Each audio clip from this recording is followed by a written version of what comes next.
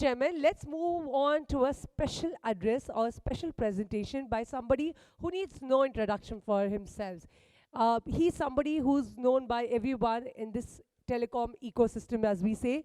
Please put your hands together as we invite our next speaker for a special address, Mr. T.V. Ramachandran, President of Broadband India Forum, who will discuss the impact of 5G on broadcasting. Mr. Ramachandran is known as TV in telecom and broadband circle.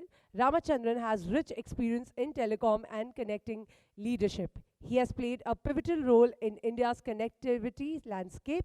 In March 2050, at the Voice and Data Telecom Leadership Forum in Delhi, TVR was conferred as the Voice and Data Lifetime Contribution Award for his pivotal role in advent mobile telephony in India. Without further ado, please put your hands together for Mr. T.V. Ramachandran, sir.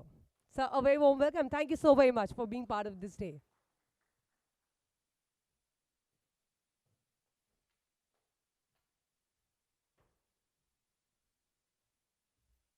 Thank you, Rachna. I can't thank Pradeep ji and Cyber Media enough for the opportunity to share a few thoughts today in this great conference on shaping the future of connectivity. That's a really provocative theme, and even more provocative for me, because Pradeep ji and Shubhendu ji told me, don't talk about conventional 4G, 5G. Talk about 5G in a new era, in the sense of 5G and broadcasting and futuristic look there. So that's a challenge. And I think it's as well I do that after Prashant's beautiful opening address, for which he need not have asked for a hand, because everybody was already up with that.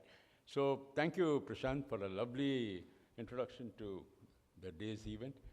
And let me talk about what I've been asked to talk about is 5G and broadcasting. Pradeep ji would remember, right from the days of Mr. N. Vittal, 93, 94, there has been talk of convergence between telecom and broadcasting. In fact, Mr. N. Vittal went, as Secretary Telecom, he went to one of the ITU conferences then held, I think it was 94, where the talk was all about convergence and how it's going to happen between the two sectors. We have been hearing this for over 2 decades, therefore.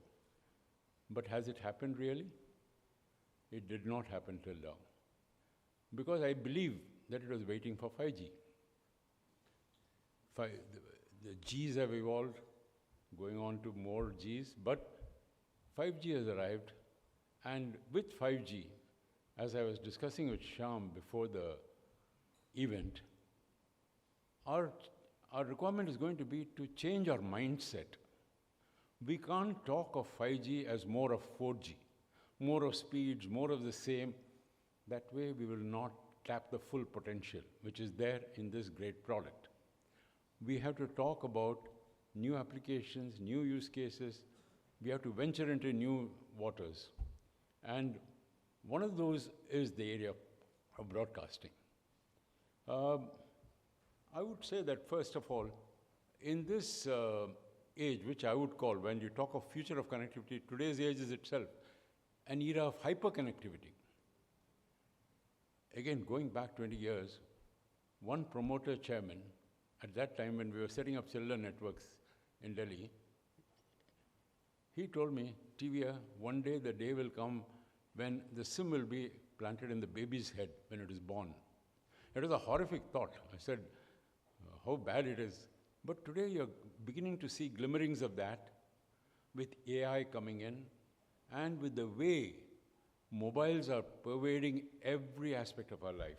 In this hyperconnectivity, and it's an age of technology-driven disruptions of massive scale. And inevitably, mobile devices have become all-pervasive. I would say they have become embedded in almost everything. Why a SIM embedded in the brain? It's going to be part of it's going to be a wearable. It's not going to be a mobile phone. That's the way it's beginning to emerge. So in this scenario, we are beginning to see that the demand for personalized, on-demand content has led to the emergence of the latest buzzword is direct-to-mobile as a game-changing content delivery approach and potentially, therefore, a very vital element of broadcasting.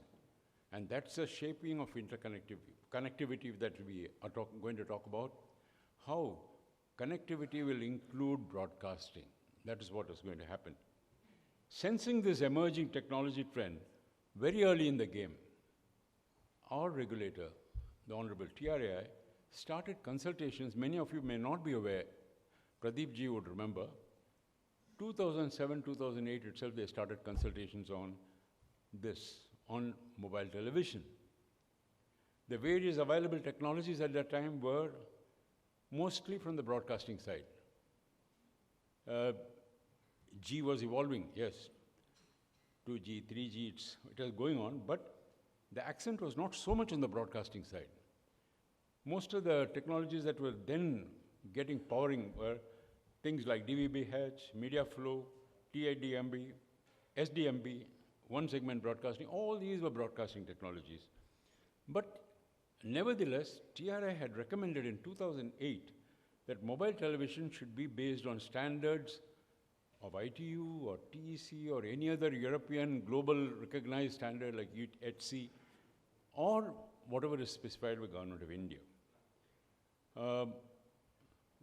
While this thrust was going on in broadcast technologies, quietly the next generation standards were also evolving with 3GPP, 4G, 3G to 4G, 5G. They have now started increased orientation since then towards providing video and now linear broadcasting also on the cellular handset, mobile handset. The broadcasting industry has also concurrently continued to evolve in terms of developing and evolving their own standards, both for satellite as well as for terrestrial broadcasting. Well, there are several ways for accessing television content over mobile, and today every youngster even knows it. A super senior also knows it. One of the ways which has its merits is terrestrial broadcasting. Let's admit it. It's been around for a long time. Mobile is, of course, at the cutting edge, but terrestrial broadcasting has got its merits also. And in India, it's been provided by Prasar Bharati all these years using high power, high transmission technology, high tower technology in the UHF, VHF band. Well, it has got big advantages of wider coverage in rural, remote, and far-flung areas. And in that sense, broadcasting has a very powerful role to play in terms of public interest. You cannot negate it. You can't just junk it. Because it has got various ways of accessing, it is not affected by traffic congestion, overloads, bandwidth limitations. So broadcasting has got its advantage. I would say it has got its own niche. It is not that convergence is going to throw out broadcasting, but my humble submission is, with 5G coming in, 5G will be having probably a more powerful role in broadcasting in its own segment, which will become the major segment. Broadcasting will continue in its niche segment. That is my humble submission. To have broadcasting beamed on the mobile without the variabilities, that's a very attractive proposition indeed. But meanwhile, 3GPP, which started working on converged mobile with broadcasting technologies, as you all know, they have been working on that in releases in 3GPP on the evolution of multimedia broadcast multicast services to 5G broadcast today. This is one of the potential ways to provide DTM, direct-to-mobile broadcasting content to all consumers who are connected to 5G. And those of you who had a good fortune to attend in Korea, that demo of 5G which they showed in that stadium, that was about 2 years ago, they demoed 5G broadcasting very successfully. So it's a reality. It doesn't have to be in the textbooks or theory papers. With mobile handsets all well anchored on 3GPP standards, it would surely be a very big advantage to have coverage for broadcasting, but I would say coverage for content delivery through mobile as compared to broadcasting. Broadcasting has got its niche, but today everybody's got a mobile, and mobile is all pervasive, like I said. So therefore, my humble submission is both are going to coexist with more and more of dominant play by mobile, cellular mobile in DTM. Today, the next gen viewers are also talking today, the current gen, talking of OTT, the way it's going to happen it's happening already with growing content. I believe that all these have to exist, and that too in India. India is a very diverse country. There's so many differences in every area of consumption. Whether you take a cigarette which is smoked in, say, in Simla, or may not be preferred in Kerala. So like that, people have different aspirations, content, liking. So India needs all technologies. Each one will have its own role. And India has become a mobile-first country, so mobile will have a dominant role. But that does not mean other technologies cannot exist, should not exist. Unless they also exist, you will not be able to cater to the Aam Aadmi, to everybody in the country, in every nook and corner. And so we have to see and that too, here one more thing I would like to say though, a factor which is very important for India, when you talk broadcasting and mobile convergence, you have to bear in mind that India is a very, very price-sensitive country. It's a price-sensitive market. So the affordability has to be there. And while mobile tariffs have been the lowest in the world, they cannot remain like that because they have to have viability. If you're going to invest for 5G, we heard about the lakhs of crores which are going to be pumped in, already pumped in. So you need to recover through tariffs. So tariffs will rise. They've already risen 30-40% in the last couple of years. It's going to rise more. The target is an ARPU of about 300 instead of today's 200. So that being the case, broadcasting through mobile will have its own price point. For the real low-end market, broadcasting as real broadcasting, terrestrial broadcasting, that will always have its advantage in terms of availability and affordability. So that will have its place. That's what I would like to say. I would also like to say that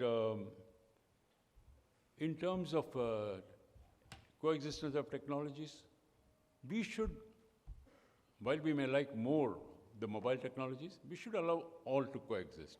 And particularly from government, regulator, and others, we should look for coexistence without which India cannot be fully satisfied. I am reminded, I'm sure many people here would remember from those times, Frances Cairncross, Miss Frances Cairncross, a famous UK writer, she only coined the term depth of distance, which became all popular. She very tellingly said at that time itself that, look, when you talk of new technologies, the history of telecommunications is completely littered with countless examples of people who have predicted wrongly. Not only analysts, but also for other forecasters, government forecasters, industry forecasters, examples of what technologies will be popular, countless examples are there. That is the truth. Ultimately, what decides the success is the customer. Like, for example, I won't take the name, a very big telco at that time, in that era, probably one of the biggest in the world, had junked cellular, said it will not succeed. In the first pilot trials, in the 40s, they did a trial in USA, somewhere I think in the East Coast side only, and they said it's not going to be successful, it's going to be too expensive, and look what happened. Somebody else picked up that same concept a little later, maybe Craig, an outstanding success all over the world. So the customer decided it, whereas the telco or the had thought otherwise. Similarly here, customer should decide, market forces should decide. Let all be allowed to play, all technologies, and let each one find its own equilibrium level. So that is my request for 5G and broadcasting. I believe 5G is going to have a very big say in broadcasting. Like we were talking earlier, 5G, if you're looking for success, thinking the same way as 4G, then you're going to be in for some surprises. We should think of new cases, new user cases, new convergence play, and allow that to happen, but not negating terrestrial broadcasting and its latest technologies, and other technologies which also come like OTT. With those remarks, I will close now and seek your kind support for this sort of thinking. Thank you.